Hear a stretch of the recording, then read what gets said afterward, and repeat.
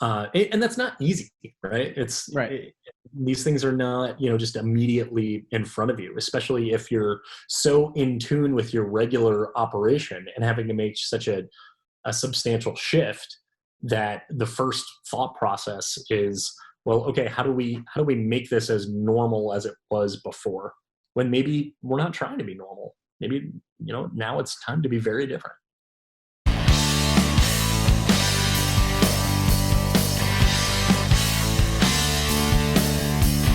Welcome to the Attraction Pros podcast, where professionals in the attractions business can get tips, tools, and even a bit of inspiration.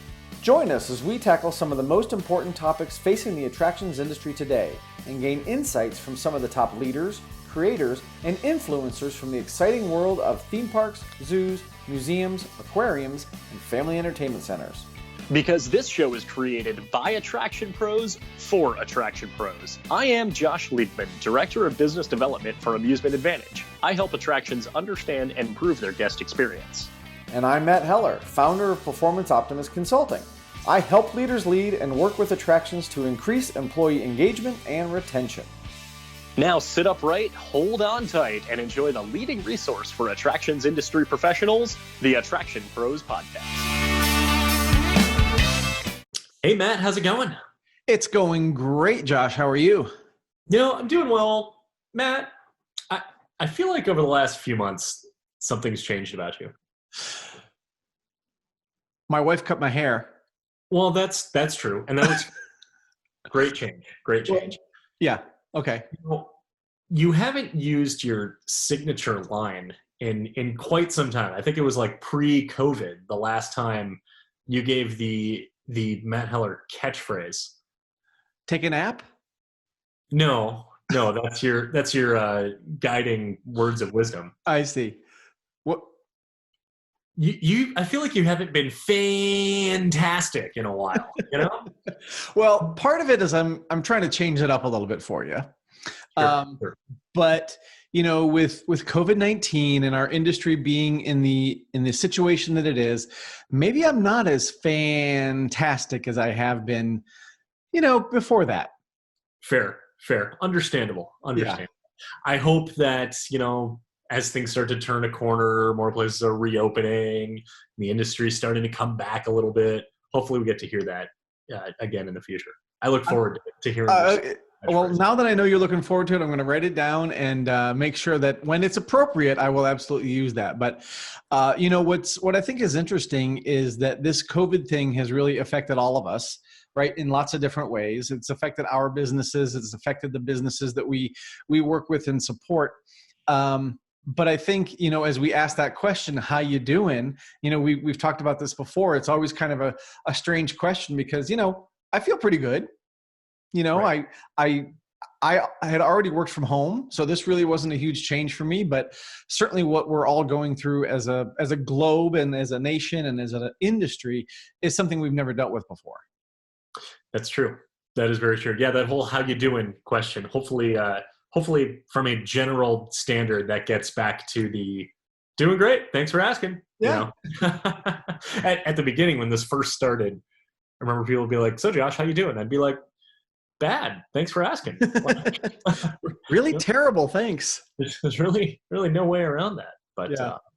But so let's do something interesting today. We haven't done an episode like this since, I would say, the very beginning of COVID, where we haven't had a guest or we haven't done any form of interview, and it's just been kind of the Matt and Josh show, Matt and Josh hour, at least, for the podcast. I think the last one we did had to do with working from home, right? And the tips, right?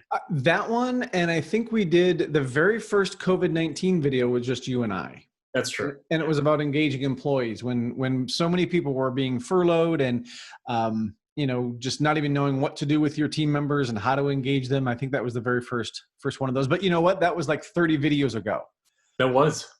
So for those who are in the audience here, if you're listening, if you're watching, whatever it is, if you have not checked out the COVID-19 video series, we literally have 30 plus videos that are shorter than the podcast. They are with several industry leaders and experts specifically on topics related to COVID-19. So we've been saying it's kind of like a free masterclass on how to navigate what's going on, and it's cool to see how it's evolved since we started it. And we started it, kind of when everything sort of shut down. And yeah, we talked about, hey, what do we do with with furloughed staff? And we've then talked about the future of out of home entertainment, and we've talked to people from zoos and from amusement parks and from family entertainment centers and from all over the industry. So check that out. It's on AttractionPros.com. Nicely done. Nicely done. You know what else was great about that series is that you got to hear so many different stories about how people were either pivoting their business or, using different parts of their business maybe that they hadn't before. And I think that's something you and I have had to do during this time, because the industry that we love and the industry that we support has shut down. And, a lot of people have asked me, so what does that mean for your business? And I said, well, it's kind of the same thing, right? I've shut down too. And I know you were pretty much shut down, and things are starting to come back a little bit. So, it's great to kind of start to talk to clients now about kind of what the future might look like, instead of, oh my gosh, I don't know what to do. It's a different conversation now. Yeah, which is great to see that we now know so much more than we did, back in the mid to late March or so. But with that said, Matt, what has business looked like for you, since March? What have you done to, you said pivoting, and, we're talking about how can we best serve the industry? Well, business for me, I mean, you're looking at it, right? It's Zoom calls, it's calls with you, right? I think I wouldn't even know how many hours you and I have logged on Zoom since we started that video series, and we've been doing the podcast on Zoom now. We can tally that up. I mean, it's all recorded. Now, is that the raw data? Because there's time before and after, right? Plus the time that actually gets published. But from the very beginning, I felt like, because what I do supports the industry and because I try to help the industry, I really felt like that's what I had to do. And I'll be honest, there were times when I literally, when you and I weren't, like the 10 seconds a day when you and I were not on a Zoom call, when I would sit at my computer and stare at it and just think, what am I going to do? You know what I mean? Like, how am I going to support the industry? And so one of the things that I started that a lot of people know about already, but I'm going to continue to do, is these free calls with people, because I think, as much as, there's so much information out there and so many webinars and so many white papers and all these different things that people can get information about, I think some people just need to vent, right? And they just need to get some things off their chest. So I said, one of the things that I think I do well and I get good feedback on is my ability to listen. So let's get on the phone and I'll just listen if you want, or we'll talk about, ice cube recipes, or whatever you want to talk about. What's really interesting is that somebody said that he wanted to talk about queuing theory. Okay, great. I mean, this is in the midst of the pandemic, and somebody else said, I want to talk about the ROI of water parks. Great, let's talk about that, right? So some of it has just been, how can I distract myself from some of the craziness for half an hour and just talk about something that's somewhat normal, but also just kind of get some of the stuff off my chest. So, a big part of what my pivot has just been to listen and figure out, okay, if one of the things I can do is listen and that helps, that's great. But then I've got to take that information and figure out what's the next step. How else can I help moving forward? Right. So on these calls that you've had, whether it's about queuing theory or ROI at water parks, or ice cube recipes, which I'm going to ask you to elaborate on because I've always thought it's water and cold. What was the structure of this conversation? Because there's a lot of things that you'd probably be able to comment on or consult or coach in some way, but if it goes kind of all over the place into a number of different realms, kind of what do those calls look like?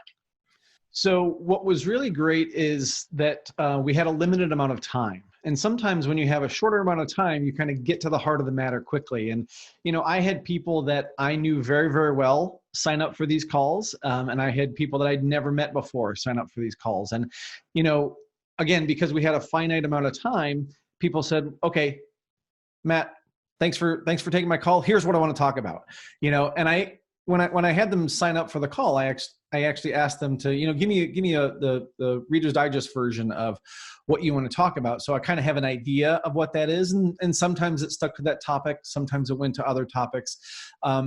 But we were able to kind of hone in on that specific topic. And, quite frankly, if I didn't have another call after it, some of those calls went a little longer than 30 minutes. Some calls were only 15 minutes, right? So it kind of ran the gamut as far as how they went once people got on the call. I think the one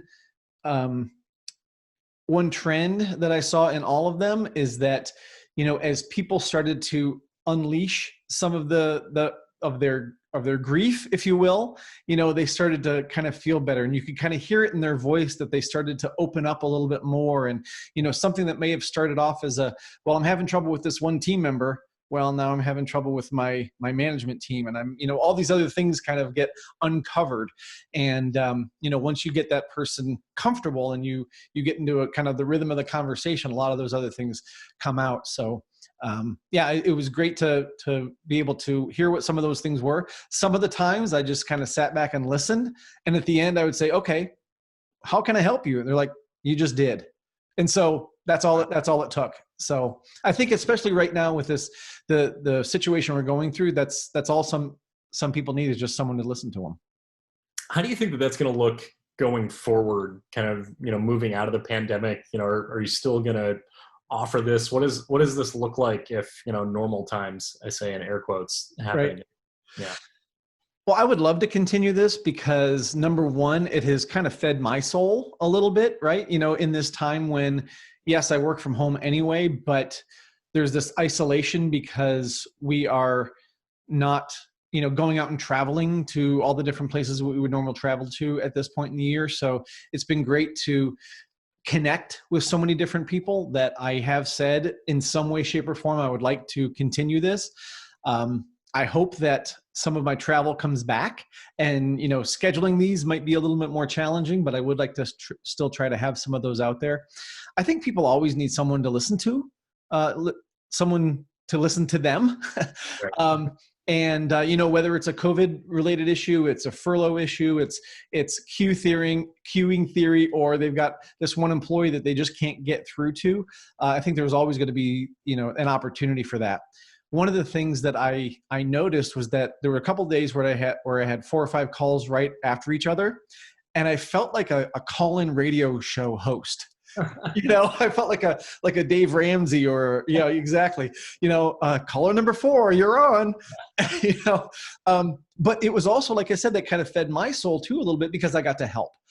Right. And even if it was just one little thing, or people said, hey, this was great to just get this off my chest, I felt like I was actually doing something. And I think that's one of the things that has been tough for people through this, is sometimes we feel helpless.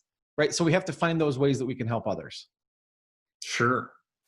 Well, that's great that you did that. Yeah. Thank you. That you are doing that. So what about you? What are some of those things that has either kept you busy or kept you kind of on the helpful path as we've gone through this? All webinars, 24 hours, all webinars all the time. Yeah, no.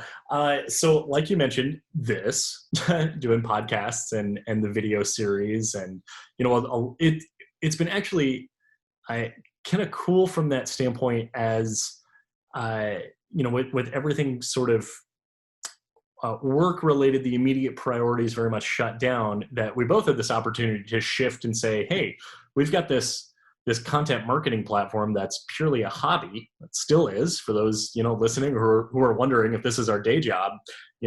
We can exert more time and energy toward this right now. And, that is proved to be working, because we've been able to expand our reach into, more of the industry, and be able to connect with more people from that standpoint, with the podcast, with the videos, and that you and I have been asked to join several webinars or virtual conferences or things like that. So definitely doing a lot of that.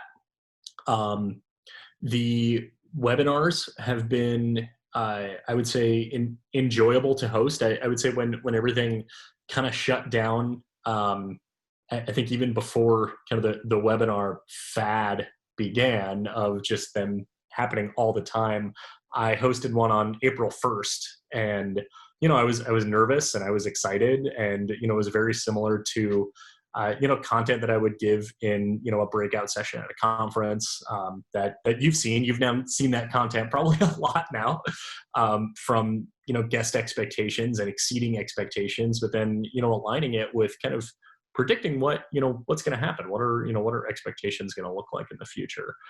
So being able to talk about that while also staying on top of everything that's going on in the industry, so that for the next webinar, able to either pull examples that current clients are doing or that I'm seeing or that I'm hearing, and looking at it from that standpoint to use not only my expertise, because that that is very much kind of encapsulated with guest experience, service recovery, guest loyalty, everything from that standpoint, but as tying it in with everything else that's kind of happening in the industry, and kind of with what attractions are doing, and kind of looking at it from that lens, from that standpoint. So that's definitely been a big part of what I've been doing with my time. Now we're looking at at the time of this recording, we're in mid, almost late June-ish, and some of our clients from Amusement Advantage who are on mystery shops are starting to come back slowly but surely. I had multiple calls this week with mystery shop clients who they're either ready to come back or almost ready to come back, or if they're kind of in the plans of reopening, and talking about what we can do to continue to serve them from a measurement of guest experience standpoint. So we're adding in specific COVID-19 criteria into their evaluations of being able to have the mystery shoppers measure things like sanitation practices and physical distancing and their overall comfort. And from a training standpoint, like you said, hopefully I'll be able to travel again sometime in the future. But in the meantime, I'm trying to convert all that to online, to Zoom format, and that's a good opportunity then for just a quick plug that if you're listening to this prior to June 29th, I will be hosting a guest experience workshop on Monday, June 29th. Geared towards frontline staff. So very similar to what I would do if I was visiting your attraction and everyone was all in a room together and close to each other, which is terrifying to think about nowadays. Right. Hopefully that can happen again soon in a theater style, classroom style. But that's a lot of I would say what I've been focusing on over the last few months. I'm curious if we can pull back the curtain a little bit, because I've seen your presentations live many times, right? And I've seen your presentations online as well. Can you talk about how you prepare differently for those two sessions, or do you prepare differently?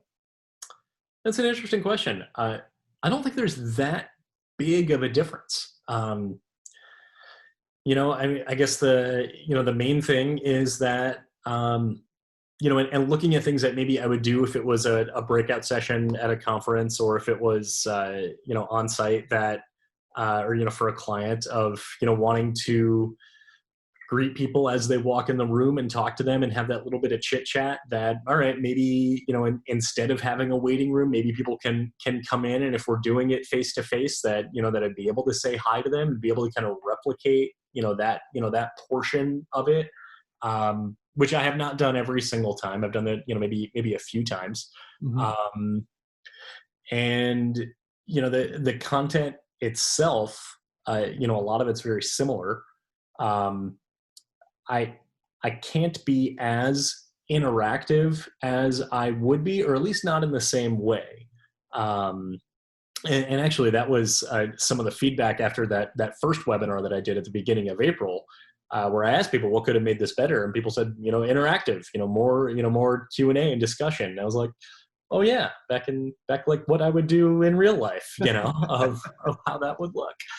And so trying to weave that in, I would say, mm-hmm. of making sure people are, using the chat feature, whether, if it's on Zoom or, if it's on a webinar, of making sure that opportunity is available.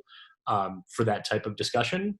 And that, in person, I would be posing questions kind of to the audience to answer in real time, as far as, what are the expectations that your guests have? And, what are the alternative options from, XYZ? And knowing that I can't do that in the same way, because it's, I would want to be able to put that question out there and then be able to have those immediate responses that everybody hears. And yeah, you can do that in the chat feature. So I guess the best way to answer the question is looking at what I would do in person and what can't be done, in a direct translation, but being able to modify that to the digital format. Yeah, it's really interesting. I'm glad you kind of put it that way, because, I think when people like when they had to do homeschooling now, right, with their kids, it's not just about taking the same curriculum and putting it on Zoom, right? There's a lot of other things to think about. And that's another way that you had to pivot your business in some ways, right? Is you could get ready to do a presentation live, similar to the way you've done before, and you would ask questions and it would be interactive. Now you've got to pivot the way you're doing that too. And I think it's sort of a small element of what we both do, but also one that's really important to figure out. How do you still get that information across in the best way possible, so that your audience gets out of it what you want them to get out of it? So I'm also curious, just from a content standpoint, and you wrote an article about how you went to return something recently, and they did everything right, but it was still frustrating. So from a guest experience standpoint, how are these new measures really affecting how people are providing a great guest experience, and what are some of your recommendations? Yeah, so that's been an interesting thing to see, and especially looking at the training content, saying, well, what do I need to modify from guest expectations or service delivery? And when looking at kind of the core nuts and bolts of it, it's not really changing from a philosophical standpoint, right? Exceeding guests' expectations is still exceeding expectations, driving loyalty, appreciating loyalty. Nothing has changed from the core and kind of desire to want to provide that expectations for your guests, but it's kind of aligning all of it together to make sure that it matches the new situation that we're in. Trying to avoid saying the new normal as much as I appreciated that. But when I do, I always make sure to add the air quotes. So yes. if you're watching this on YouTube, I can assure you, or if you're not watching it on YouTube and listening on the podcast, I assure you there were air quotes with the new normal. But to kind of tie in the example that you gave, we went just down the street to make a return a few days ago, and that was verbatim actually what my wife said when she walked out of the store. I didn't put this in the article, but I stayed outside as to not be a human inside this, as to not, occupy space, so I was like, I'll just wait for you. And she walks out and she's frustrated. I said, what's wrong? She goes, they did everything right, and it was really frustrating. And I was like, ooh, I've got an article brewing. What's happening here? So when we look at, everything that guests expect when they're visiting you, and this is something I've been talking about for a while, of kind of you always want to go above and beyond. You want to exceed their expectations, but it's the importance of looking at what those expectations are and making sure that you're meeting them first.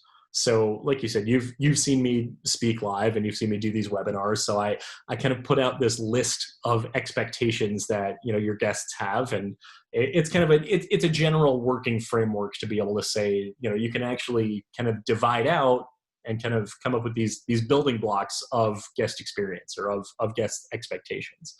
Things like they, expect to be safe. They expect to be in a clean environment. They expect, efficiency and friendly service and well-maintained and enjoyable and escapism, and all that. And it's the importance of hitting all of those points as your baseline before focusing on exceeding expectations. And I'll give examples often of times where an organization or when employees have gone above and beyond in certain areas of expectation while disregarding others, and as a result, it creates a service failure. It's a negative experience. So in this case, what happened a few days ago with the store that we went to at Athleta, they hit the mark dead on with cleanliness standards and with physical distancing and managing capacity in and out of the store. We expect that nowadays, going to a store, grocery store, now going, to an attraction, to or to a retail store, whatever it is. But there were certain elements of the general guest expectation that, it's not to say, I don't want to say that they disregarded it, but that it wasn't now blended in with this greater expectation. So first of all, we waited like 20 minutes to get into the store. And it's like, well, okay, they can only let in, X amount of people at a time. I talked to the greeter while my wife was in the store. I was like, so what is your capacity and how do you measure that? And I'm just kind of like, just chit chatting. She's like, oh, it's like 14. And I don't know, there's like a calculation that they do or, something like that. And, once inside, the store wasn't reconfigured. So the queue at the register, was obviously dispersed, and instead of just people in a single file line behind each other. But because the retail wasn't reconfigured, you couldn't tell where the line ended because, you'd think it ended here. Well, no, there's another person that's, behind this rack that's, 5 feet away and not, fully 6 feet or whatever it is. And that just kind of got gears turning of, what can they do to blend in all the other standards of guest experience or customer experience, however you want to look at it, to match these new expectations, these expectations that are now shifted, or these promises that they're making to their guests of hey, we are enforcing these standards, and they were doing that very well. So, what could that greeter do? Because they've never needed to have a greeter before, right? But could that greeter, anticipate needs and determine the purpose of your visit, and then be able to help, even if you're just shaving off, a minute or so inside the store to, minimize dwell time of browsing, of just saying, hey, get them in, get them out.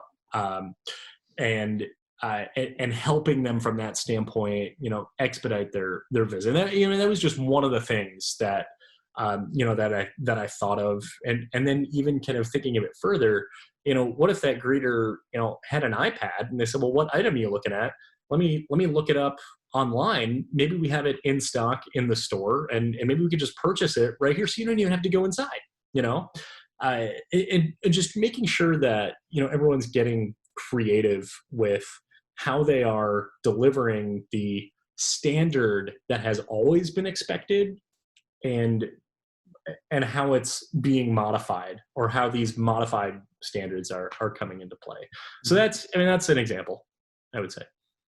Yeah, I'm so glad that when you talk about exceeding expectations, you talk about getting the basics done right first, right? I mean, you've got to have that really strong foundation. I actually got a Facebook message last night of somebody who was going on a short road trip, and she got to the hotel and she got into the room, and there were things left over from the last guest in the drawers of the hotel room. And she sent me the message just to vent, but all over the lobby, there was all this stuff about their new cleaning procedures, and they were talking about all this other stuff they were doing, and they hadn't gotten the basics right. Like when you go to hotels, you should open the drawers and they should be empty. You know what I mean?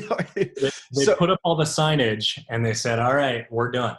Exactly. Yeah. We put it up. We're good. We're good. So I think that's really important that you get the basics done right first. And then how do you, and this may take time for people. How do you make this new reality seamless and part of your other expectations, or part of your other guest experience, so that this all just kind of flows evenly?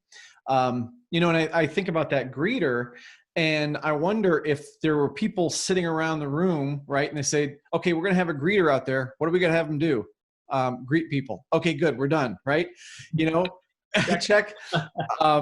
But I've also been thinking a lot that, this experience has really created better problem solving for a lot of us, because we've had to ask the question, what if? right? So if I were in that room, if you were in that room, if we were brainstorming, like, here's the greeter position. Okay, we've never had to have it before. Maybe we should ask some theme park people because they use greeters all the time. Why didn't they? They would have asked. Exactly. We're here. We're here. We've got nothing to do. At least right now. But I mean, you think about it. Somebody would say, okay, now what if somebody comes up and they have a return? What's that greeter going to do? What if they had an iPad, like you said, and they could look that up, or they could make the purchase right there? What if we looked at that position more like they do at the Apple Store, where people are walking around, there's no actual POS, you know? So I think those what if questions, if we take them too far, they can be detrimental. But if we can ask some of those questions, it'll get us to more creative answers, which you were just mentioning. So I think, to your point right there, if you take it too far and try to implement everything you come up with, then it could be detrimental.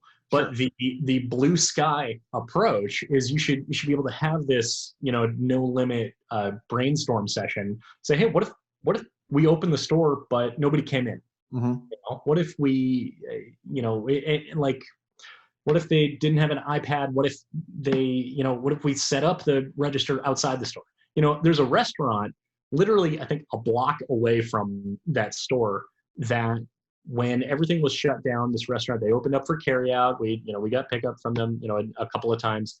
And then they opened up a lemonade stand, right in the middle of the street. And it has become insanely popular. You don't have to go inside. You can walk up, you can buy lemonade. And I don't really know if there's been any changes in laws as far as open container here in Chicago, but they're selling regular lemonade or spiked lemonade. You just pick it up and you take it. You don't go inside, So those creative innovation jam sessions can really produce great results, even if your imagination goes nuts into something that is so completely unfeasible. But to say, all right, well, what if we can get like 5% of the way there? What would that look like? If we could achieve that. So, and that's not easy, right? It's right. These things are not, just immediately in front of you, especially if you're so in tune with your regular operation and having to make such a substantial shift that the first thought process is, well, okay, how do we make this as normal as it was before, when maybe we're not trying to be normal? Maybe, now it's time to be very different. Yeah. Well, and when you talk about feasible, right? What was feasible before based on our mindset or based on the physical area that we had to work with, that may be completely different now. Right. You talk about a restaurant. I went to pick up some Thai food yesterday for my wife and I. And, the whole restaurant is basically closed off. They have a folding table at the front door, right? You can't even come in. And there's a little sign there that says, sign your receipt, leave it here. We'll bring your food out, call us when you're here, the whole thing. That was not in the feasibility study when they opened the restaurant. It was not their plan. That was not their plan, right? They've got a sushi bar. They've got, a nice entrance area to welcome their guests. No, now they have an open door and a folding table, and so that's the new feasibility of them doing business. But if they didn't do that, they'd be out of business. Right. And I think that's one thing that I've looked at too is, and I got some great advice from a friend when I was talking about doing things on Zoom. And I said, I really try to exceed expectations when I'm in front of people and doing a presentation, and be very personable and interact with people a lot. And, I based on feedback, I think I deliver a pretty high quality product. And she said, you may not be able to deliver the exact same thing in the exact same way. Let's say that you feel like that's an 8 or a 9 on a 10 level, right? A 10-point scale, but can you deliver a 5 or a 6? If it was in person, 5 or a 6 would not be acceptable. Right. But if I can do it to the 5 or 6 level this way, and know that, the rest of it is that personable, in-person kind of feel, that still 5 or 6 is better than nothing. And the alternative is 0. Exactly. Yeah. So you're just making baby steps there, my feasibility scale had to change. Right. Yeah, exactly. So that was going to be something I was going to ask you. Everything with leadership development and with employee engagement, how has that been shifting, and has that come up in any of the calls that you're doing? And I know I've heard you kind of allude to some of this on many of the webinars, as far as being able to stay up to date with employees, and and how leaders can continue to lead during this time, and what that looks like going forward. Yeah, it's a great question. One of the first webinars I did was called Situational Employee Engagement. Mhm. And I really took the concept of situational leadership, right? Which means that you change kind of how you are and what you do based on the situation that you're in, which obviously we're in a new situation, but then apply that to the concept of employee engagement. Now, employee engagement isn't the same all over the place. Employee engagement also isn't just a program that you do during your busiest season. Employee engagement is really the result of the things that you're doing as a leader, right? So part of my content for situational employee engagement is look at the situation that we're in now, and now how do you engage with your employees, right? When you have people that you are on site and they're out there running rides and working in the food stands and delivering t-shirts and all that kind of stuff, there's a certain way that you can engage with them. Well, right now they may be furloughed, they may be laid off, they may be still getting paid but at home. There's all these new situations. So how do you get them engaged? And one of the things that I think has been the best for people is to just talk to their employees, right? Give them a call, reach out. Don't wait for them. That's one of the things that I've heard a lot of people say. And, granted, they have large staffs, and they may think that they can't reach out to everybody. So they say, if you need anything, call us, right? And that's very popular. I mean, I do it all the time in emails. If you need anything, let me know. But It's I very think genuine and sincere, right? Like, there's absolutely, no absolutely. malicious intent with it. It's like, I am here for you when you need me, but I don't know what that means or when it's going to be. Yeah. But I think right now you have people that are less likely to actually take you up on that, right? Because maybe they're feeling embarrassed, or they're feeling sad, or they're depressed. And I've been talking to a lot of people about the cycle of grief that we've all gone through, right?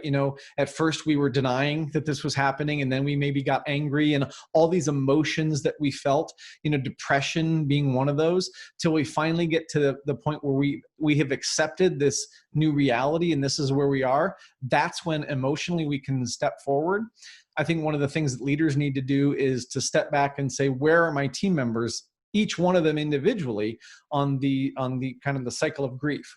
Now, that's not to say that everybody is a psychologist and they can deal with this, right? I mean, that's where employee assistance programs come in, and knowing your local resources that might be able to help with those type of situations. But really, just understanding the emotional impact that this has had on people. Now, once you get into those conversations, you're going to find, and this is what you and I have found in talking to people that have already opened, is that some people are ready to go. They're ready to come back and jam, and they really want to come back, and they'll do anything that you need them to do. It reminds me of what you talked about when you talked about your first guests that come back are your most loyal. Well, your first team members that come back are your most loyal, right? And you've got to show them that you appreciate that kind of loyalty and that dedication. But then you're also going to have people that still may be angry. They still may be depressed. They still may be in a position where they're not feeling safe enough to come back. And so as a leader, you have to figure out, okay, where are they? How are they feeling? What can I do to help them feel more comfortable? And at the end of the day, if they don't feel comfortable, okay, maybe they're just not ready to come back. And I don't think people should force that either. And that's something that we kind of hear across the board, is nobody's ready to force somebody to come back to work if they're not comfortable, which is great. At the same time, if we're not having those conversations and talking to them, then we may not know where they fall, and we may just think, oh, they're just not coming back. They'd rather stay on unemployment, or whatever the case may be. So that's one thing that I've really advocated to people, is talk to your people as much as possible. And I feel like there's got to be a very big challenge too, of walking the line of wanting to respect where that employee is at, and from their comfort level of coming back to work, and being operationally ready to open, and now you kind of need that loyalty from your staff, and how that now is a much more sensitive issue Mm-hmm. than it ever was before, right? Mm-hmm. Before it was, hey, you're employed here. You need to come to work. These are the shifts, the hours that you have agreed by being employed here that you're going to work. And is all of that out the window, or are we just kind of slowly transitioning back to that?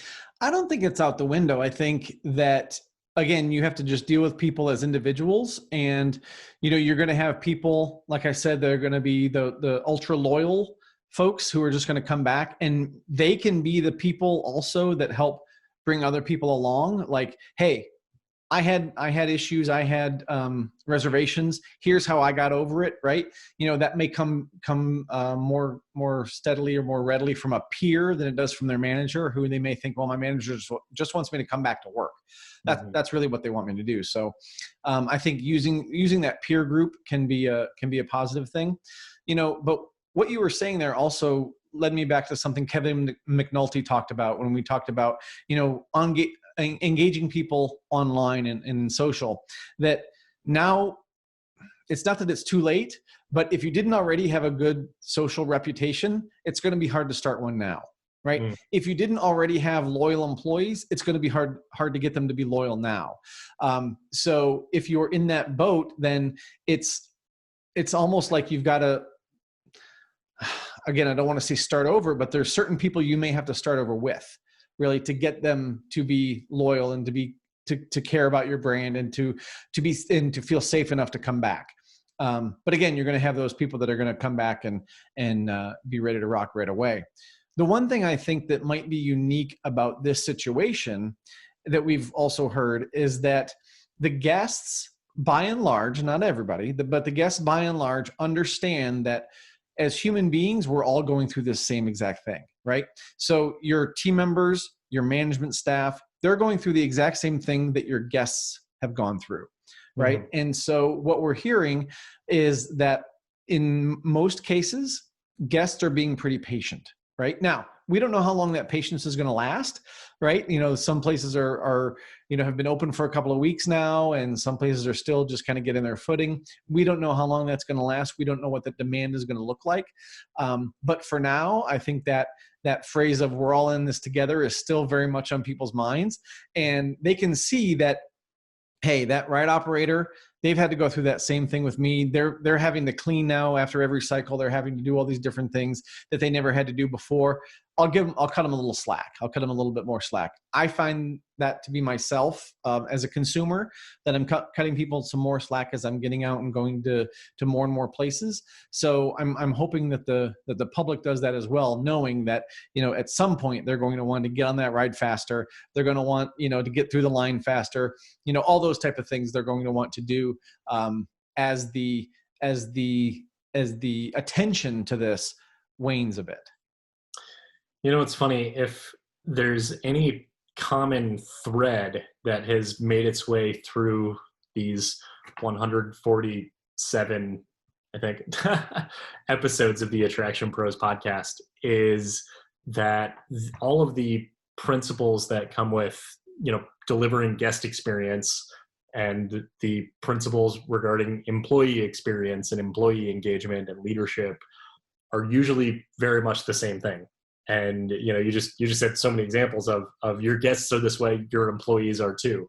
And I think that's, just as important right now. I mean, you were talking about, Kevin McNulty, and talking about, the online social engagement with your guests, and that principle is exactly transferable with your direct, engagement with your employees. So yeah, guest experience and employee experience, pretty much the same thing. They just go in different avenues. Well, and remember that we're dealing with human beings, right? So what does it take to engage a consumer in our product and our brand that we want them to keep coming back and keep wanting to experience it, is very similar to what engages someone who is an employee, who we want them to keep coming back and keep experiencing it and keep wanting to come back. Yes, the relationship is different because the guests are giving us money and we're giving our employees money, that exchange of goods and services. But it's still, at the end of the day, it's still human beings. And we've still got to understand that there's these emotional needs and emotional situations that we're all going through. And we might all be in different places. And that's where compassionate leadership really comes into play. And one of the things that I've said on, I think, most all of my webinars, when you talk about what do leaders need to do, is really to err on the side of compassion. We hear this phrase all the time: you err on the side of caution, right? Be more cautious than you need to be. I think now is a time to be more compassionate than you need to be. I was reading on LinkedIn maybe a week or so ago that there was a company outside of the attractions industry that was continuing with their attendance policy, right? Basically as if nothing had happened, right? And if you're 10 minutes late, you get docked or whatever it is, right? And I would say that you don't necessarily abolish your attendance policy at this point, but now is not the time to say, hey, you were 10 minutes late. Well, I was doing something, health related, or whatever. So, be a little bit more compassionate to those team members. I think that compassion will go a long way in garnering the loyalty that you want from them. And I think that tying that in with, situational leadership, that there are times where, I was 10 minutes late because I was taking a COVID test and I'm negative, or like whatever it is, like, and it held me up. Okay, that's one thing. That's like, oh, you were 10 minutes late. Sorry, COVID, or trying to kind of game the system a little bit in that the attendance policy has become more lenient. Yeah, and that there are times where there is that compassion that is necessary, and there are times where there is that, oh, we have the attendance policy for a reason. So. Right. Well, and I wonder too, this is probably a bigger conversation for a different episode, but if we were a little more compassionate, if we would need to be as strict with the attendance policy, right? I understand that the attendance policy is there so that we can be consistent with everybody. And, it's no good when people aren't there, and there has to be some sort of consequence. And, on the one hand, I agree with that. But at the same time, like I just said, compassion will breed you more loyalty. And so if we, that's kind of playing the long game, but if we're more compassionate to people, will that breed the loyalty that they won't abuse an attendance policy? Well, I would guess that if you have that mutual appreciation, respect, and trust between every single leader and every single employee, that an attendance policy probably would be irrelevant, because either they're at work on time or they're justifiably late. Yeah. And I think the big challenge is the number of people that you have to build those relationships with. Right. Yeah. You and I doing this, right? If you're late to a call, or I'm late to a call, there's probably a pretty good reason for it. And we don't have an attendance policy, by the way, right? But it's never needed one. No, it's probably understandable. But when you have a staff of 100 people, that's when I totally understand that you need some sort of standards and directives. I'm just wondering, bigger picture, if we're being compassionate to people and we want to really gain loyalty, is it about, holding people to that, you're 1 minute late and you're going to lose 10 points, kind of thing? Or, I treat you like a human being, which we've talked about before, being a better human. I treat you like a human being so that, we can build a relationship and you're going to have a better view of what it's like to work here. And, I'm not an ogre who just wants you to be here on time just because I want you to be here on time. There's a reason behind it, and I'm going to extend that courtesy to you. Again, I understand the challenge of having a big staff and the whole thing. That's just my brain, as I've been thinking, over these past couple of months about, erring on the side of compassion and what that might be able to bring to us as an organization. Right. And that, that idea of having, a staff of hundreds of people and being able to abolish an attendance policy kind of goes back to that, innovative solution. What if we didn't have an attendance policy? And maybe that's not the destination, but it's, what's 10% there look like? I don't know. So, Yeah. well, anyway. So I'm curious, what's something that you have done or started now as part of your business or part of your practice that you feel is going to continue going forward post COVID and post pandemic and, into the future?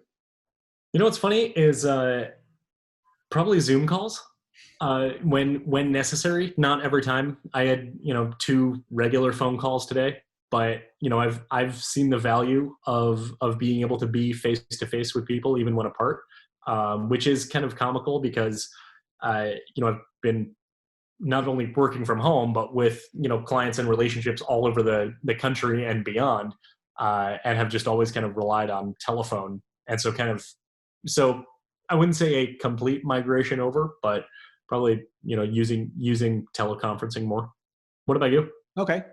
I think probably the same. I think, the solutions that I propose now to people will probably be a little bit more blended just because we aren't able to travel, right? So the solution might be a Zoom meeting. The solution might be, blended with some sort of, online module that people go through and answer questions, or part of a book they read, or videos. And then, getting together. I think that's really still critical, is to still get together and talk to people about stuff in order to really solidify things. So I think maybe some more of those blended opportunities where we could use technology to do that, whereas we would have done that in person, like you were talking about earlier, right? Take what you were going to do in person and now figure out the technology that works with that. Also, I think the other thing is I'd like to continue those calls that I've been doing, the free 30-minute calls. I'm not exactly sure when those are going to fit in, but for now, I've got the time, so I'm happy to do that. Awesome. And speaking of teleconferencing and bringing people together and being able to kind of continue to foster those relationships with our network and peers in the industry, we have an exciting opportunity to do just that coming up in the near future for our 150th episode spectacular extravaganza, epic, history-making episode. Did you think when we started this that we'd get to 150 episodes? I don't know if I really thought anything. Like, well, this will be fun. Like, will it last forever? I don't know. Will it? I still don't know. But it's we have put out fresh content every single Tuesday for now 147 weeks, and coming really close to that 150. And we want to do something really special for the 150th. We did a cool special episode for our 50th. We did a cool episode for our 100th.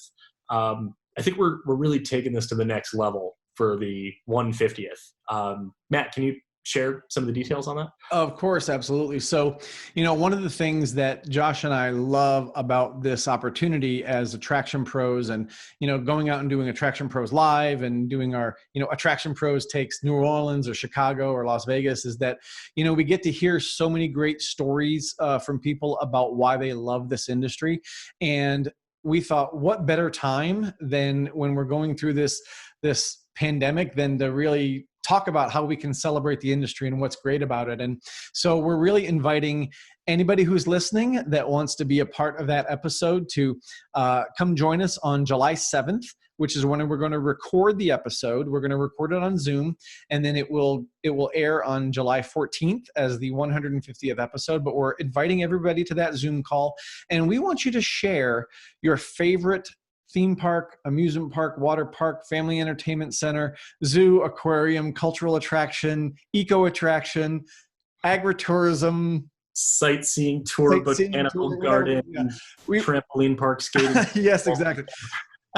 We want you to share those wonderful experiences, and depending on how many people we get, it may be in 2 minutes or less, it may be in 1 minute or less. You may have 5 minutes, but the point is that we want to hear from you. This is a celebration of the industry, and like I said, we're going to be recording this on July 7th at 2 p.m. Eastern.